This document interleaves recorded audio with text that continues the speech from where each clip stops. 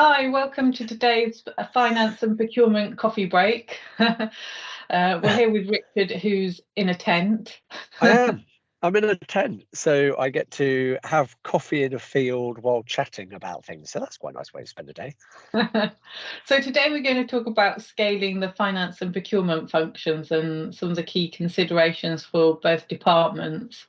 It's something I've been looking at recently for work. I'm actually writing a white paper on the very Right. topic. Right. So, just as an intro, as a business does experience growth and increased investment, and they want to scale the business, the back office functions of finance and procurement need to meet the growing needs of the business to maintain financial stability and support strategic decision making. I don't think it can be understated the transformative power of a capable finance function in being able to maximise profitability and shareholder value. Richard, from your perspective, how would you relate to these points in your experience of growing procurement teams? I've kind of had it three different ways, actually. I've had it where I've inherited a small team, business has grown and we've grown. I've had it where I've inherited a team which has remained largely flat in terms of size, but the business has been changing, and therefore I've had to look at the team. And then at the other, oh, pardon me, and then at the other extreme, I've had no team, a demerger of an organisation I was in. They didn't have a procurement function, so we had to build it from scratch. So it was a case of actually the business wasn't growing; it was where it was, but we had to grow the pardon me, the team to get there. So my experience is it's about spinning plates.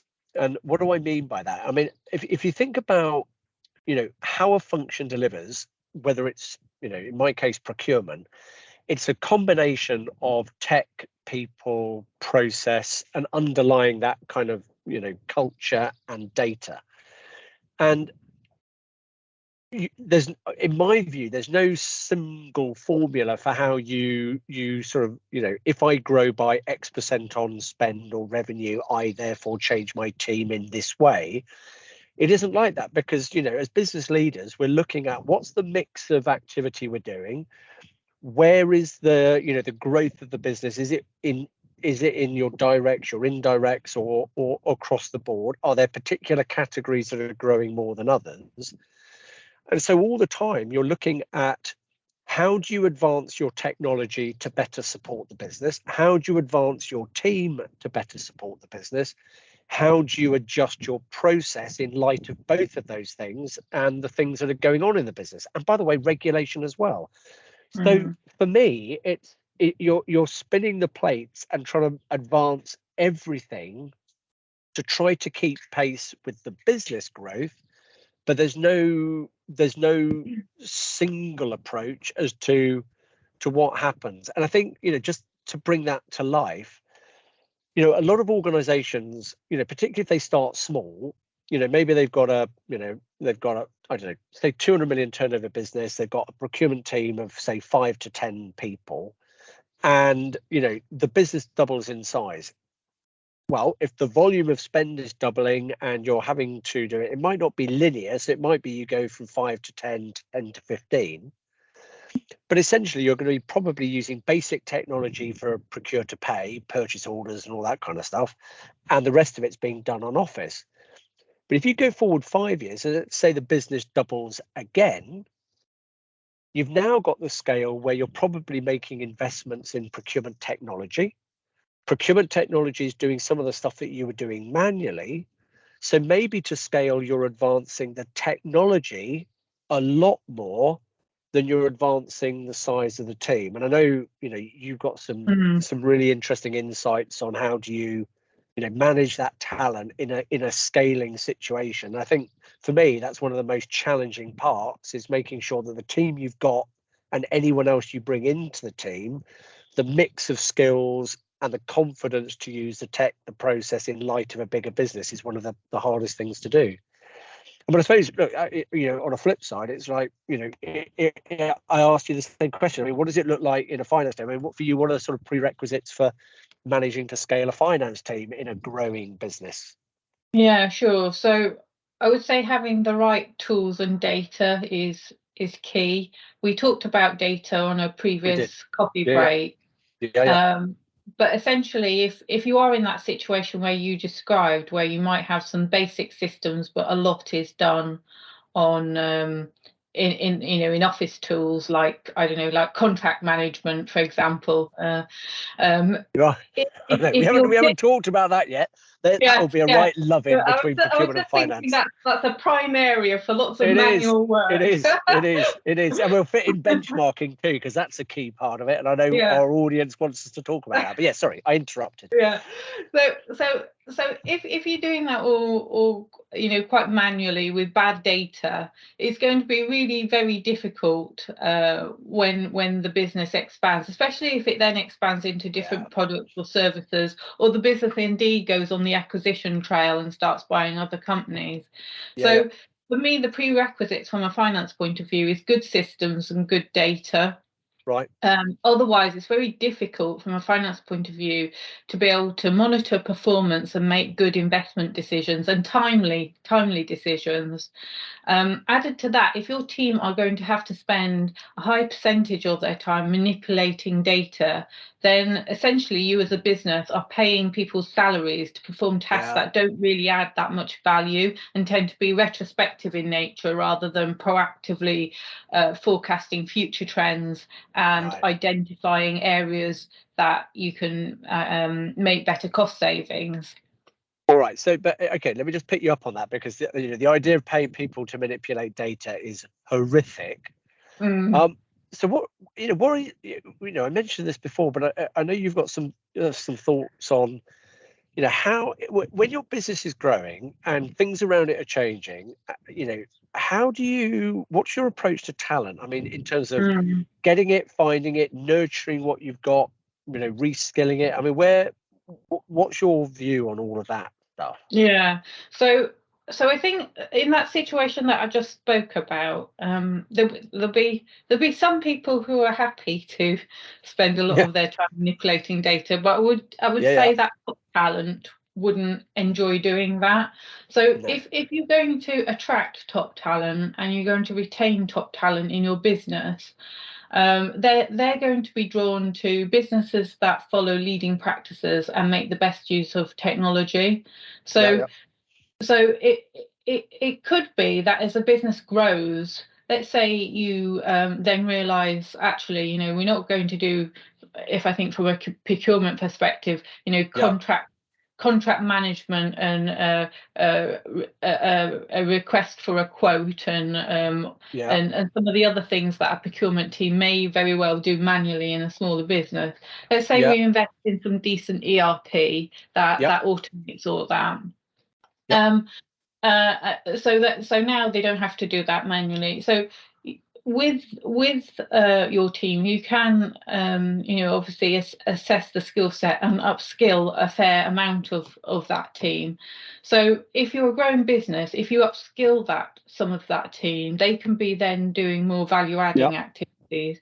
But it may be that that as the business scales, you'll have to look for some different talent that has a better idea of what a leading practice is. So I would say when a business scales, it's a mixture of skilling but also drawing in new talent to help your business scale. It's a combination of the two, because it would never be right to just say, all right, I'm going to completely get rid of all my procurement or finance team with other people, and I would say a lot of that will happen naturally as a business grows and changes. But you'll have ideally you'll keep, retain, develop some of the key people in your teams, and then maybe as the business grows and things change, you lose some people naturally. Right. And just, as ever, we've done. Now, let me get this right. I think we did session 9 and session 12, where we talked about why finance loves procurement, why procurement loves finance. Surely if we're working more closely together, then naturally there's a lot of things where maybe we are doubling up. And contracts is a good example. Performance management is another example. I think sustainability is going to be another example.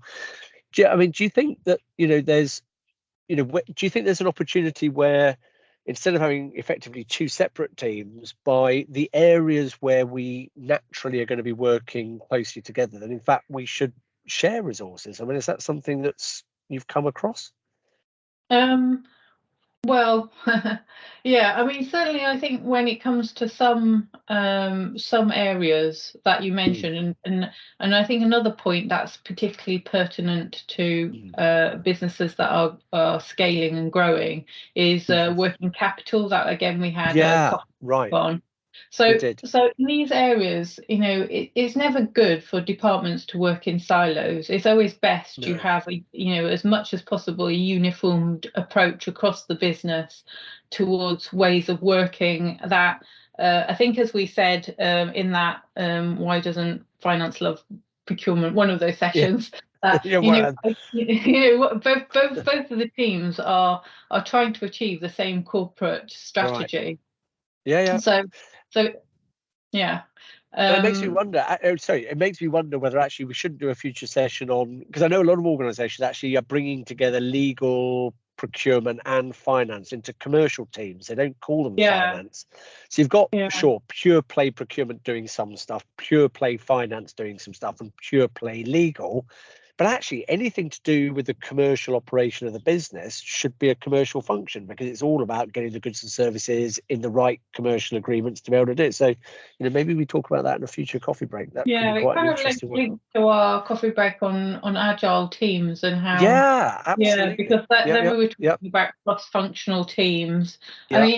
It does come back all to ways of working and communication. Even if you are in your separate teams, you shouldn't be pursuing your objectives in silos.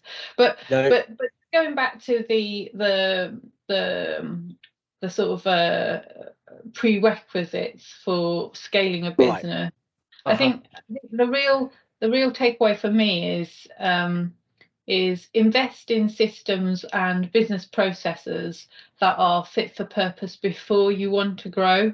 Because if you don't do that, and this is where it links to retaining talent, if you don't do that when you're growing and you've got just more transactions flowing through the procurement and finance teams, that will put more strain on those teams. And that is also where you get retention issues, because they're like, well, it was bad enough when we had to manipulate data and do all this stuff manually when we were like a 50 million turnover business, and now we're 150 or 200 million turnover business, and we're really feeling the pain. So don't get to that point when you think, hang on, we need a roadmap for how we're going to transform finance and procurement, because by that time you may be in a position where you're already starting to lose some of your best talented people because they're fed up of the strain, and it also could be that you see other hygiene factors going out the window, like